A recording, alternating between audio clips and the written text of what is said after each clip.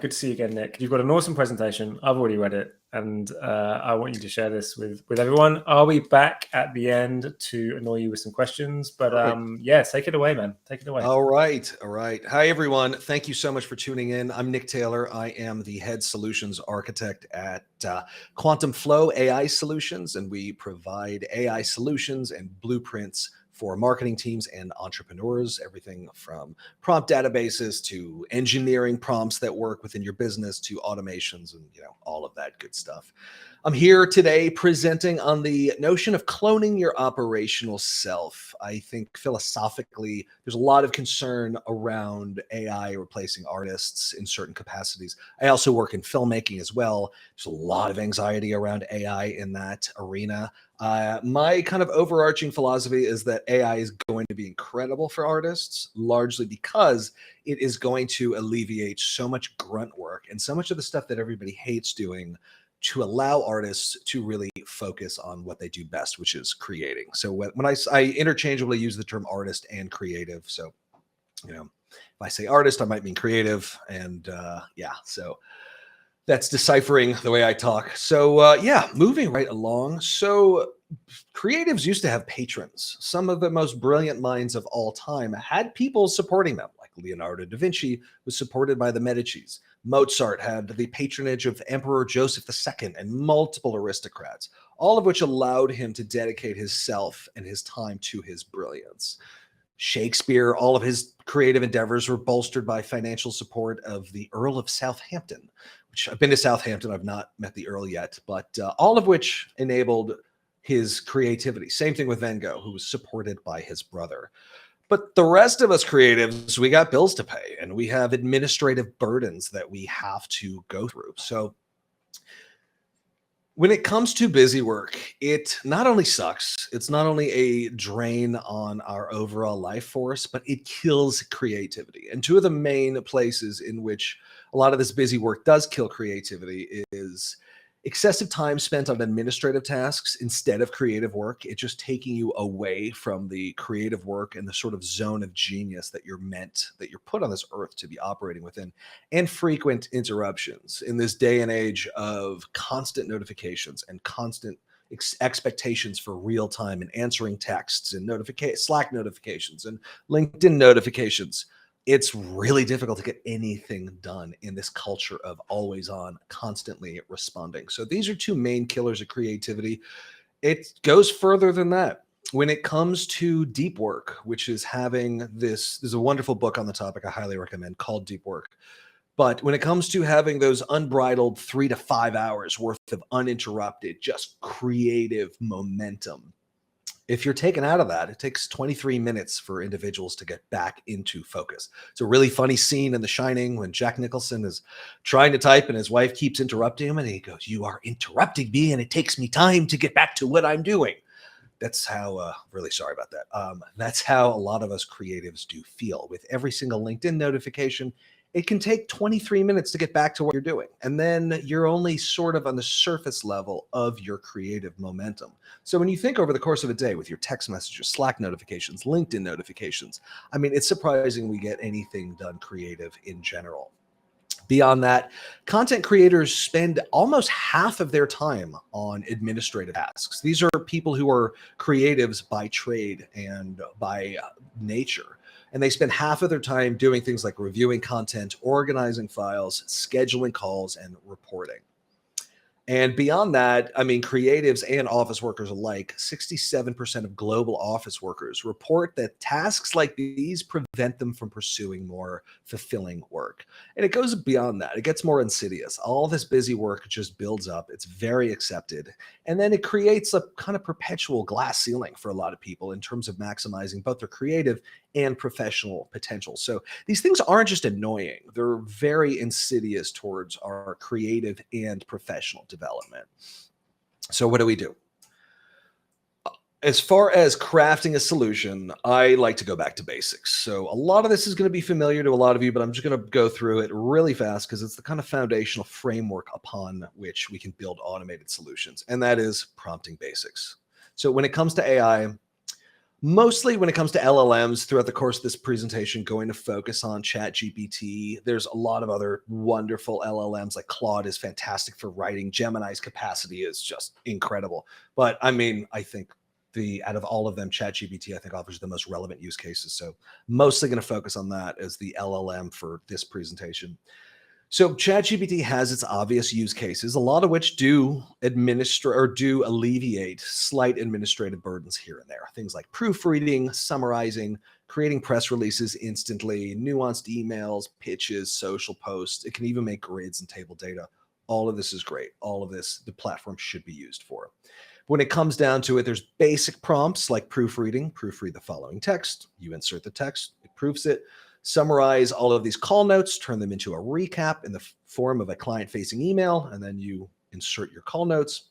Nuanced emails, I use this way often than I like to admit. Take this message and rephrase it in a nicer way so I do not sound passive-aggressive, and then insert your first draft of an email. Decks, it's particularly helpful for. Take all of these notes I have on this subject, create the contents of an entire PowerPoint presentation, delineate between H1, H2, H3 headers, and body copy. Please also make suggestions for images to convey the concept. So in all these cases, it's not going to completely do it for you, as a number of other speakers have spoken to. It's essentially going to work as a co-pilot, but it'll get you into that momentum so that you can get it done. It'll do a lot of the initial work for you. And with Dex, I find it alleviates a lot of the sort of, brainstorming work. Proposals, another really, really good use case for it. So a prompt along the lines of, I'm writing a proposal for this client. They're struggling with these pain points. Here are our services. Put it in this tone of voice. Or, as I'm sure a lot of you are aware, you can upload an existing proposal that uses your company's template and overall style, and you can just ask it to swap out all of the specific pieces of information. So these are pretty basic in terms of prompts. I'm sure a lot of you are aware with these. While I'm on the topic of GPTs, here's a couple recent power tips. GPT now has memory, and I definitely recommend everybody enable this. It'll enable the GPT to remember previous chats across different chats, which becomes very helpful. It does start to get to know you, and it'll be a little scary because there'll be moments where like, how did it know that about me? And this is why. I definitely recommend using dictation to interact with your custom GPTs. Sam Altman talked about a little life hack where he basically likes to have it open on his phone all day. So when he's working on something, instead of shifting, if he has a question about something or wants to look up a specific piece of information, he can just tap on the ChatGPT voice activation on his phone and start speaking to it. And he doesn't have to break his focus. He doesn't have to switch to a new browser tab. He just can have this just real-time assistant at his fingertips. And I've used that. I found it super duper helpful. Custom instructions is a sort of relatively new feature for ChatGPT, but this will definitely streamline a lot of your workflows with the GPT. So these are basically, essentially, you think of it as a pre-prompt. So you can program the GPT to interact the way that you want it to interact. So things like work preferences. I specifically prefer lists to be in bullets. I like the GPT to explain things with simplicity and short answers in simple English, which it doesn't always do.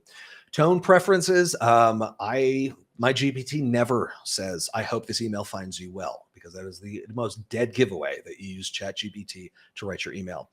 Also, mine doesn't use verbose language, which it's just death by adverbs with a lot of GPT writing.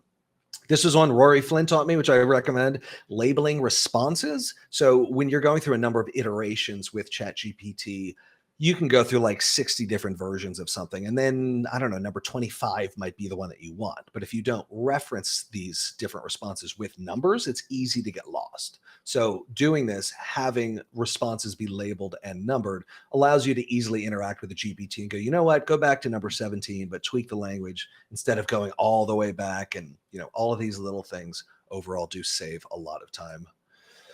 So beyond that, as we all know, how you prompt is everything. There's a huge difference between write a press release for a product and service, or we're launching our product and service, craft an elegantly written press release using this product description, formulate a persuasive and engaging opening paragraph, central body text, concluding paragraph that emphasizes our unique features and benefits, blah, blah, blah, include these keywords, use the AIDA framework.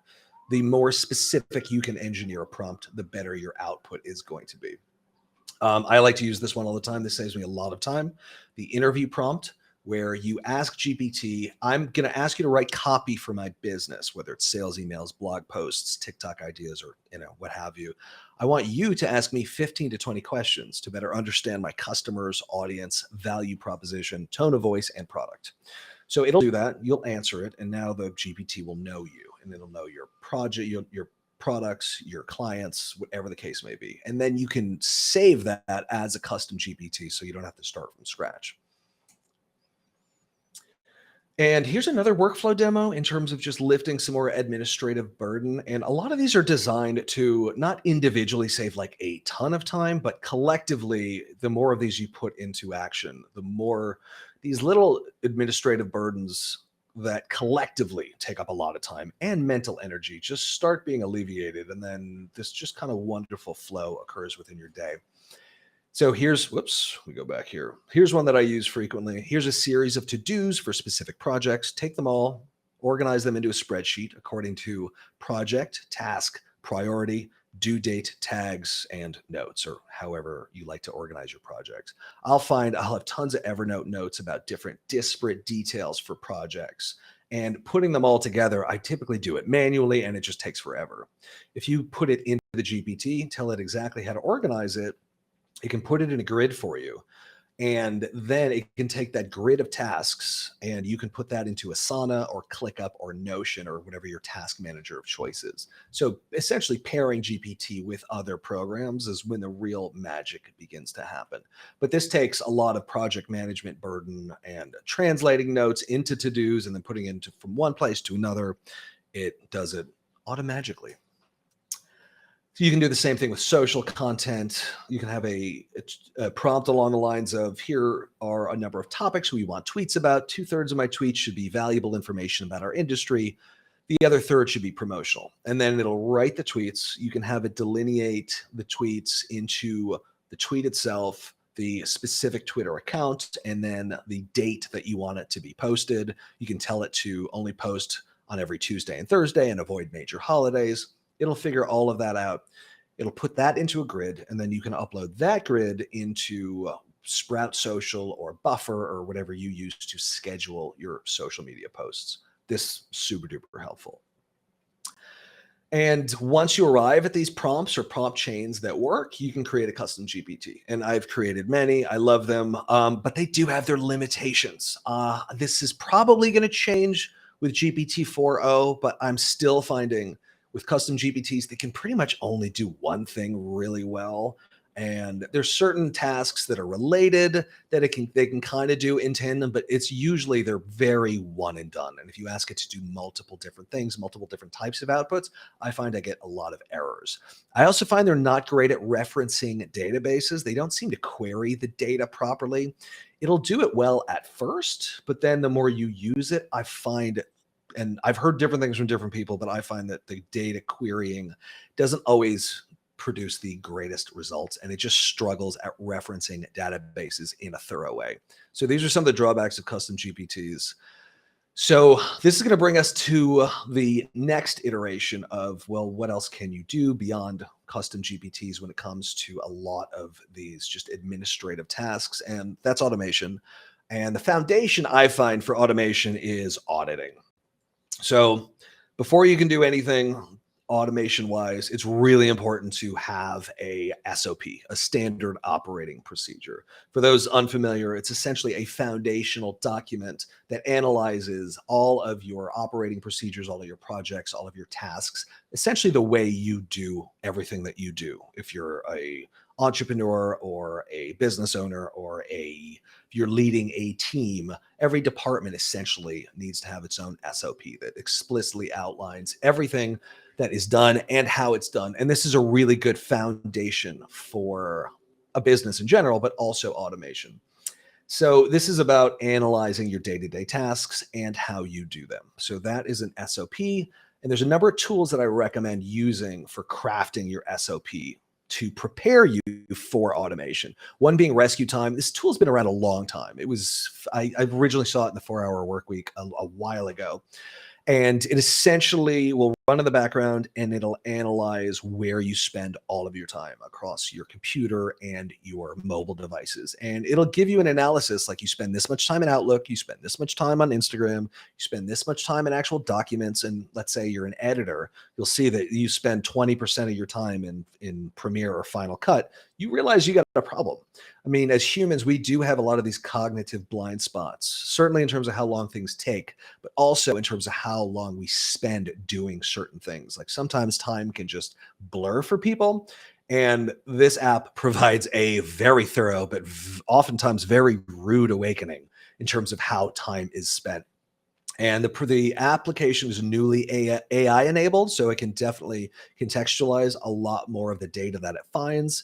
And the only drawback is it provides an overview of where time is spent, and it doesn't really get into process the way some of these other tools I'm going to take you through do. But as far as automation, understanding where your time is spent will be very, very revealing. If you see that you spend 40% of your time in Outlook, well, you need to focus on automating your emails or your Outlook procedures. If you spend 30% of your time in Excel, well, then you need to look into automating in spreadsheets. So it's just really revealing as a starting point as you approach your initial audit to prepare yourself for automation. Next one is Loom, and this is super duper simple. And what I'll do is I'll create Loom videos of my processes. And I'll do this if I'm training people. But it also, I find it has a really good kind of off-label usage as being a great source for creating SOPs. So basically what I'll do is I'll create a Loom video of me walking through a particular project or a particular way that I do a specific task that's on a recurring basis. Everything from social media posting to how we use our CRM, just all of these processes and procedures, I'll do a Loom video about, all of which is important for training. But Loom also automatically transcribes these videos. So as I talk through how I do what I'm doing, I'll have a transcript that basically I can use as the foundation of my standard operating procedure document. So these transcripts will just be from you dictating exactly how you create these or how you perform these different tasks. And then you can send the transcripts to ChatGPT for analysis, and then that will pave the way for your creation of an SOP. This is another tool that I just recently started using. It's definitely a little Orwellian, so just mentally prepare for this. It's called Rewind. I'm not sure who's used it, but what it does is it will record everything you do throughout the course of a single day on your computer and on your phone. So it has a searchable database of like everything you've ever done, and it transcribes everything and it pulls video. So if I'm going to think to myself, what did I do yesterday at 4 o'clock? I remember I had some stroke of insight. I forgot what it is. I can literally rewind using Rewind back to yesterday at 4. I can see exactly what I was doing on my computer. It records audio, records calls, and then it transcribes all of this. So you have a searchable database. Let's say you were looking at something Sam Altman said on the internet, and for whatever reason, you can't find it. And it was like 2 or 3 days ago. Just search Sam Altman, and it'll come up with every time you had actually interacted with a piece of content related to Sam Altman. And what it also does is it allows you to automatically do what Loom does for you. In other words, if you do your day-to-day tasks, it will analyze what you're doing on screen. It's powered by ChatGPT-4, so it can actually take a transcription of your processes for you. And I know it's a little freaky, but beyond that, it can also do what a lot of rescue time does. It can give you an analysis of where you're spending your time, what you're doing, how you're doing it. Gives you very, very objective feedback. And again, automation is great, but if you're automating the wrong things or the wrong processes or the wrong procedures, you're just creating more work for yourself. All of this is intended to essentially clarify in the most explicit terms possible what are the things that you want to automate and how to do it. So all of these tools can create a fantastic SOP. So once you have all of that, just create a basic SOP prompt. So I asked ChatGPT to come up with an SOP prompt for me, and it did a beautiful job. And it goes along the lines of, I need you to, sorry, I hate reading long prompts. It gets boring for you all, but I need you to help me create a standard operating procedure for my dictated notes on specific processes for day-to-day tasks, projects, and responsibilities. Use all of these notes and then format it as follows. And then I actually recommend using Claude for this. I think Claude is definitely a better writer than GPT from what I've seen lately. It also can process a lot more input and a lot more tokens. So this definitely would be a scenario for Claude. But anyway, once you have your SOP, the next thing I recommend having ready to go before you approach automation is your style guide. So this is basically your style guide would be your writing style guide, like the way that you write, your tone of voice. So an analysis of your voice that enables you to be able to automate the writing of everything from emails to social posts to blog posts and all of that. A few simple steps: export everything: emails, LinkedIn posts, social media posts, blog posts. Put all of it into a unified doc. Obviously separate it, like the email should have an email header and LinkedIn post should have a LinkedIn header. And then you can put that into GPT or Claude, have it do a detailed analysis of your tone, your style, your vocabulary, your structure, and then you can ask it to create a prompt to write as you. You can also do an interview prompt here where you have it ask you how you like to write, what do you identify with, what do you like to discuss, what do you not like to discuss, and all of that, and all of which can help dictate your overall writing style. And then similar to the SOP, you formalize all of this information into a style guide. I mean, ChatGPT can help you come up with a formula or a format. And optional, you can create an ideal voice. If you want a different writing style, you can say, hey, I want to sound more like Tim Ferriss, or I want to sound more like Wired Magazine. And it'll take your authentic voice and it'll help you sort of merge these new sort of influences into it. And all of this will help with automation of any sort of communication-based automation. So once you do that, you can build a custom GPT using your style guide as a foundational document. Again, I think they're semi-limited, but I think they're about to get way, way better. You can also make one for each client or project, which is where things start to scale. And the more you use it, the more you iterate it within a custom GPT, the better it will get. But there's other uses for it as well. To scale something like this, I do recommend using Jasper. So Jasper allows you to create multiple writing voices, and then it has these essentially pre-prompted elements that you can use for writing blog posts, for writing tweets, for writing just about anything that you would want to write. You can save all of your different writing of voices in this one place, and then you can just automate whatever piece of content that you would want to. And Jasper does have its limitations, but overall, it's excellent at what it does. So SOP document, style guide. Now you can start thinking about automating. So here's some automation basics and good news, no code. I don't know why people are so afraid of code, but yeah, it's definitely a phobia. So as far as that's concerned, it's important to note the average company uses approximately 254 SaaS applications, with larger enterprises averaging about 365. That is a lot of applications, and most of which are not connected. They don't interact with each other, which presents a pretty serious amount of wasted time and opportunity, particularly in the context of automation. So as far as automation is concerned and kind of ready out of the box, prosumer automation, I think Zapier is best in class. It does have its competitors, some of which are less expensive, but for what it does, overall, the pricing, in addition to the level of user friendliness, I think it's unmatched. And just the top line overview of what it does, for those who might not be familiar, it enables you to integrate different apps and create automations between apps in an if this, then that style, which I will get into a little more thoroughly. It can automate across 6,000 different applications, which is enormous. And did I mention no code?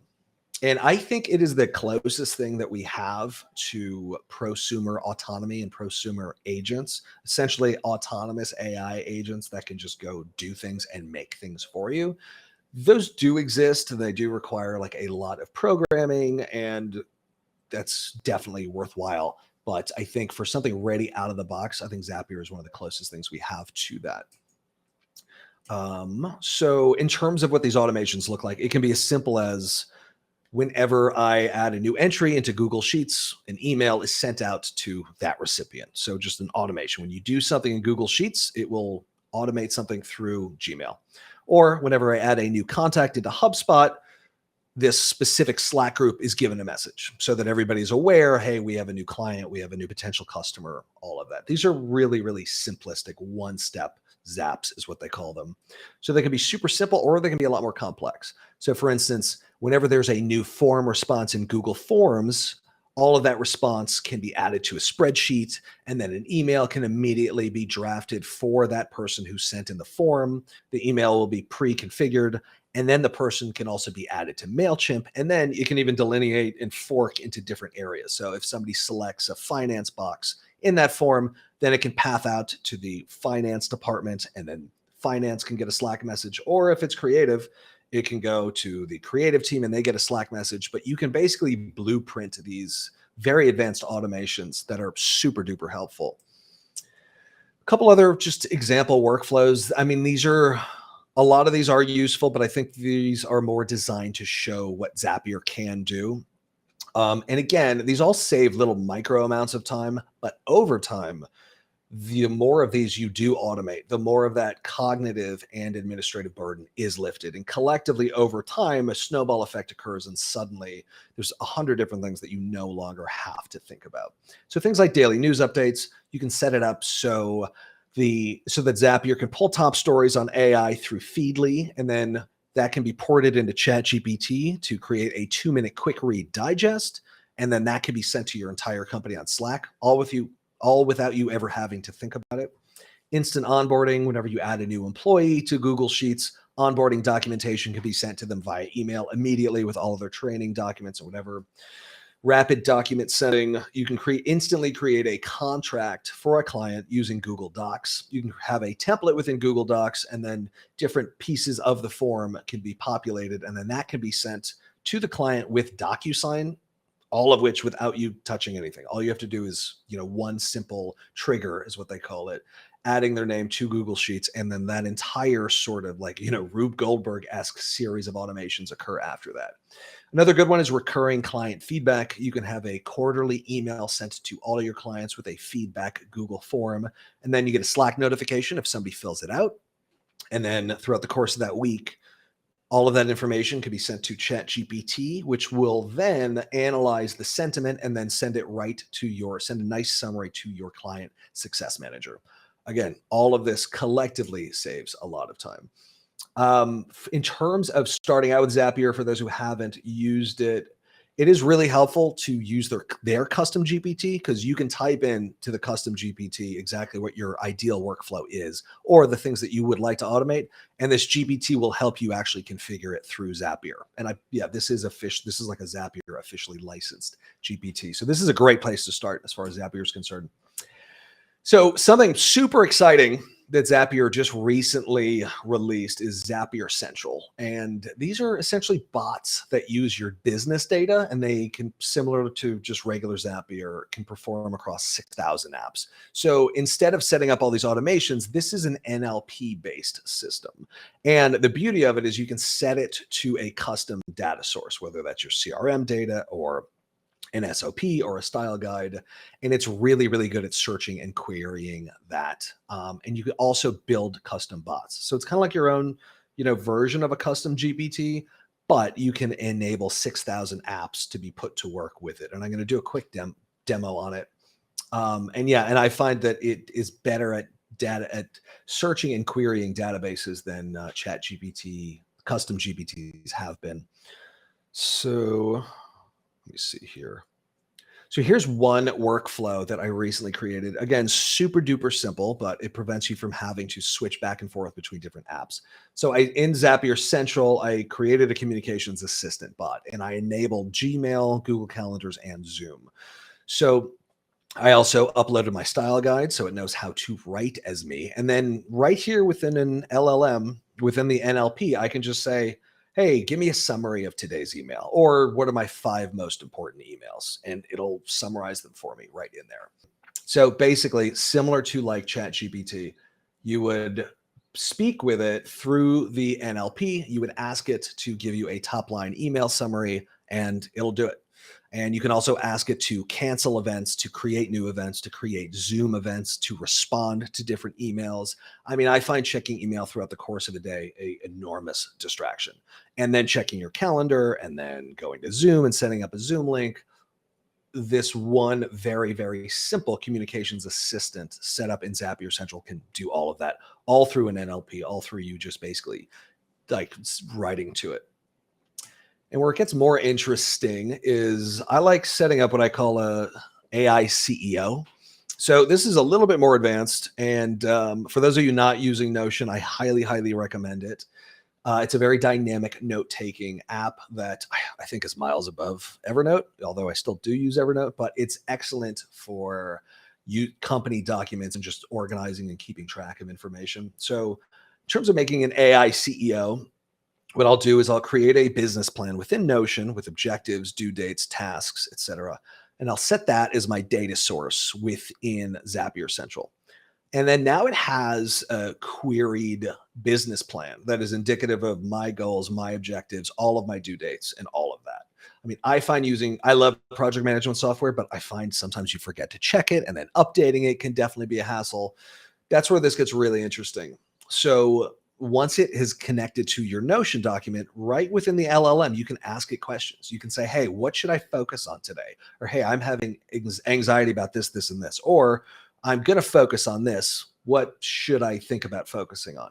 And depending upon how extensive your business plan is, it'll look at your objectives, your due dates, what are your priorities? And instead of you having to look at all that and do all the mental gymnastics, it'll just tell you, because it can just look through your overall document. It can query it all, and then it can analyze it, and then it can give you a sense of whether or not you are on the right path. I even report to it. I'll say, here's what I did today. How did I do? And it'll tell me like, hey, you probably should have focused on this because this has been your priority for a while. And, you didn't need to spend 6 hours on that single podcast episode. You can also upload weekly updates into it. And you can also, through it, you can dynamically update your business plan. So if you have some sort of new idea or new advancement, you can type it right into this Zapier Central AI CEO, and it'll update the Notion plan for you. Again, instead of having to switch back and forth between all of these apps, having a centralized location just makes things a lot easier. And again, whether or not you set up your own AI CEO, I am merely presenting these as a framework through which to think about linking all of these apps together and showcasing how powerful Zapier Central is. And I'm not affiliated with Zapier at all. I'm just a really, really big fan. What you can also do if you want to get really crazy, if you're using Rewind, you can send your Rewind status reports to it and have it analyze that. And it'll tell you it'll see where you spent all of your time, and it'll tell you where you should be prioritizing. Again, instead of having to project manage yourself and look at all of your to-dos and all of that, this allows a single source of truth, a single document to govern that. And somebody else's brain, Sam Altman's brain, or external brain, will be the one that's actually doing the analysis for you, instead of you just burning out all of these neurons that should be saved for actual creative endeavors. You can also hold yourself accountable to goals here. And just by constantly checking in, it does keep you accountable in a really nice way. So as far as implementation tips, a lot of what I have presented, I'll say 75% of it works 75% of the time. I mean, I've done everything that I've walked through, but sometimes you have to nudge it and it doesn't always get it on the first try. And sometimes it'll forget little details here and there. But I mean, I think it's still worth presenting, both as a framework, but also given the rapid pace that AI is changing, it might work perfectly 2 weeks from now. But in terms of implementation tips for approaching automation, I recommend taking what I call an unfuck week. So it's just 1 week, and all you do is sort out all your protocols, make your SOPs, make your style guides, set up your automations, because Zapier is fairly user-friendly. There is a learning curve, and it does take some troubleshooting and back and forth. And it's really nice to be able to do that when you don't have any deadline pressure. So I don't know if you can finagle something professionally where you take a semi-vacation, but it's nice to take a week where this is all you do. The other thing I feel like not a lot of people are talking about, and I face this all the time, is the AI abundance paradox. So with AI, we're presented with infinite options, which means infinite potential for overwhelm. I find that I will constantly get new iterations of something, even though it's perfectly fine. I just want to see what else it can do. And then I'll have 15 different versions of something and I'll want to, pick and choose the best pieces of each one. And then that brings a whole new level of cognitive burden, essentially caused by the AI. So I personally, I don't know if this resonates with anyone, but I have to set boundary limits within myself and AI on things like ideation and variations. Otherwise, you can just be at it, just ad infinitum. And I also recommend don't digitally hoard. You don't need to save every single iteration of something that AI gives you. It's all you can, if you need it, you can get it later on. But I'm guilty of being a digital hoarder, and AI does not help that. So definitely beware of that. The other thing I have faced is innovation entitlement. So a lot of these tools, like I said, they don't work 100% of the time, but they would have blown our minds 2 years ago. At least they would have blown mine. So I find I will get overly dependent on AI or the theory of AI to do things, and then when it doesn't or it doesn't do it perfectly, I can get really frustrated. I had to kind of zen myself through that and avoid the innovation entitlement trap of AI. But once you get over these things, it's a pretty powerful tool. But anyway, I do hope this was helpful. Thank you all for tuning in. My name is Nick Taylor. I'm at Quantum Flow AI Solutions. Please feel free to follow me on LinkedIn or on Instagram. And would love to hear from you all. Thank you.